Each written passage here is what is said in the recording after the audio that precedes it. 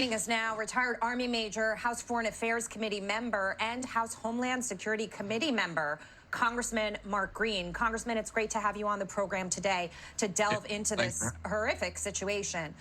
What Nikki Haley is bringing up about the $6 billion was actually the last chess move in a line of moves, missteps by this administration that have brought us here. But people on the right are asking the question, how did we get here?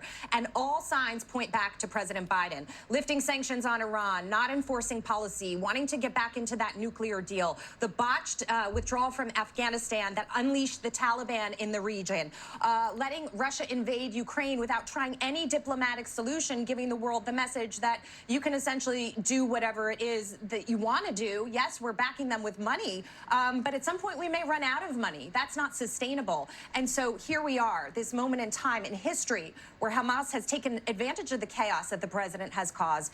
I'm just wondering where we go from here.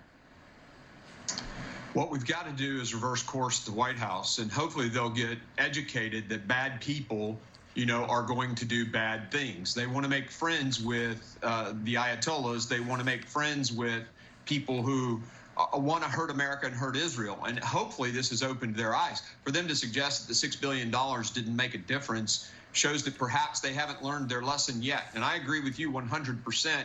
Vladimir Putin decided to invade Ukraine the day we very weakly ran away from Afghanistan. Look, the Democrats don't understand the difference between a good guy and a bad guy. They want to make a deal with Iran. They want to have an open border that facilitates cartels doing drugs, sending drugs and human trafficking. They want to street violent criminals and go after law enforcement. They don't know the good guy from the bad guy. And I don't understand, but clearly the world is showing us that totalitarian dictators are going to do what they say. And clearly Iran wants to destroy Israel, wipe them off the map. Those are their words. Hopefully this is a wake-up call for the left.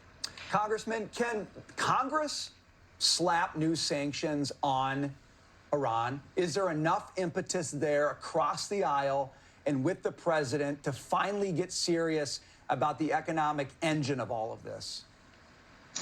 Well, sanctions actually would require anything that the Congress does would require the president's signature, right? So if we pass either a law or anything like that or a budgetary, we can cut the budget, but the president obviously is going to have to sign that to make it law.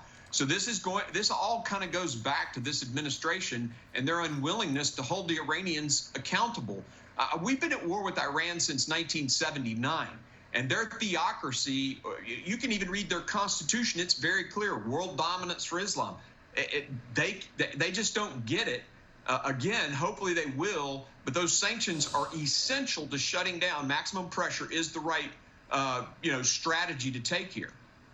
Congressman, last week we had Representative Bob Good on this program to discuss the House Speaker vacancy and whether the historic ousting of Kevin McCarthy made the U.S. weaker on the world stage. Your colleague called our concerns silly. Listen to this. Those are all silly questions. Nobody in China is wondering whether or not who the next speaker is going to be. The only thing that is suspended is activity on the floor. We're going to take our time to try to get this right, or most right. Now, Kevin McCarthy just today did not rule out running for Speaker again following the crisis in Israel. Congressman, wondering what your response is to all of this. Have you decided who you would support to be the Speaker of the House? I've endorsed Jim Jordan. We've got two candidates in the race right now to choose from, and I chose, Jim as soon as he called me and said he was running. He's been a mentor of mine. He's a very conservative guy, and he is a national voice.